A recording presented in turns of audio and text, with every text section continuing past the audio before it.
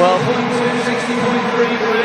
Phil Jones was just mentioning in that very good report about Mo, and Mo's own interview as well, about preparations and things, and you know, I still think he wavers. You know, I was with him this afternoon, he's very relaxed and looking forward to it, and you know, when he's concentrating, when he's all in athletics mode, but it doesn't take much. You know, he's still on edge a little bit, Brendan, as well. I mean, you know, he's been in this media cauldron, if you like, and the public opinion, he's worried about that as well, etc. So this is where he's happiest, this is what he wants to be doing, and this is where he can relax.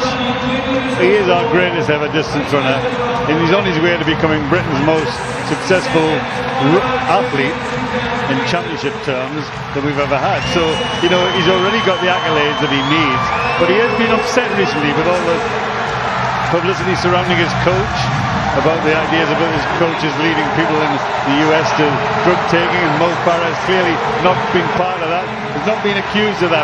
But there's been a lot of reflecting on Mo Farah, and he's been very angry at times. He hasn't handled some of it brilliantly, but I think you said, Steve, what he does best is run. He loves to be on the track. He's got great respect from these other distance runners. You saw them shaking hands with him just before the race started, and I just saw on the start line, when the crowd roared for Mo Farah, as they did when he was introduced, his eyes lit up. And you know, distance running is about physical, but it's also about emotional, and Mo Farah has definitely had an emotional boost tonight. We've seen the reaction in the stadium by these athletes. They really appreciate it. Look at these people, they're here to watch Mo Farah. They've been lucky in the space of half an hour. They've seen the greatest runner in history, Usain Bolt, and they've seen Britain's greatest distance runner in the space of a few minutes, and they're reacting to it. The camera bulbs are flashing all the time. They're seeing a little bit of greatness, and we're seeing in a wonderful stadium being renovated and getting ready for the future in this stadium where West Ham football put on. Anyway, Lee Emanuel going well, but Mo Farah may well just try and put on a bit of a show over these last couple of laps now, through the 2 kilometre point. As you said, Brent's not that fast. He's only got his training partner there, Abdi, for company at the minute. Collis Birmingham getting a bit closer, and this is just Mo doing what we know he'll do in the World Championships. 2 laps to go, the last 1,000 metres. He likes to be in the front. He wants to control things, and he can make a move when he wants to make a move. He is controlling this, but he knows how to do that. 2 laps to go for Mo Farah in his stadium, the Olympic Stadium, where he gave us 2 of the most phenomenal performances ever by a British athlete, winning the 5 and 10,000 metres in the Olympic Games. Nobody'd ever done that before. We've never seen that before. And Mo Farah allows Kipsang to go past him. He's got Collis Birmingham on his shoulder.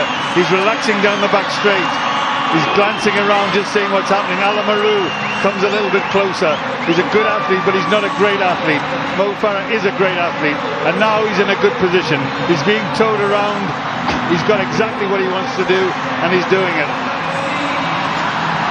So a little bit of a gap. Lee Emanuel, brave effort to stay with the pace, just dropping off it at the moment. So Mo Farah looking relaxed, looking comfortable. He did allow Kipsang to go past. El GOUMRI has just moved up a little bit, but none of these men have got Farah's pace. None of them in this group can do what he can do on the last lap. So Collis Birmingham, El GOUMRI, Kipsang, Alamaru, Abdi's still there, and Mo just starts to wind it up gradually, and the crowd get excited. The crowd get excited. Mo hits the front. He's been here before, in this stadium before. He's had better athletes behind him than he's got tonight. He's still playing it cagey. He's watching the clock, and he's beginning to stretch down the back straight. Poetry in motion from Mo Farah. Looking good, looking strong, flowing there down the back straight, opening the gap. He's got El GOUMRI behind him. He's got 200 metres to go. Let's see how fast he can finish. A little glance from Mo Farah. No danger. Kipsang going past El GOUMRI, and this is a show now. Mo Farah all on his own. The crowd are on their feet actually in the home straight, all around the stadium, enjoying and witnessing Mo Farah back in the Olympic Stadium and winning in the way that he does best. Fast last lap, 55 seconds from Mo Farah. The fastest time in the world this year, 7:34, and he's just gone a little bit quicker than Brendan Foster. Sorry, Brent, he's just knocked you down the old time list. Yeah, that's all right, Steve. That was 40 years ago. I'll settle for that. But I tell you what, he could have smashed the British record tonight. He was flying.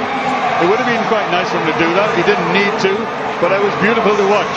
He did everything right, and the crowd as he went round that last lap, the mascot comes to meet him and hug him, and I'll tell you what, he'll have enjoyed that moment coming down the home straight, and he'll enjoy this moment.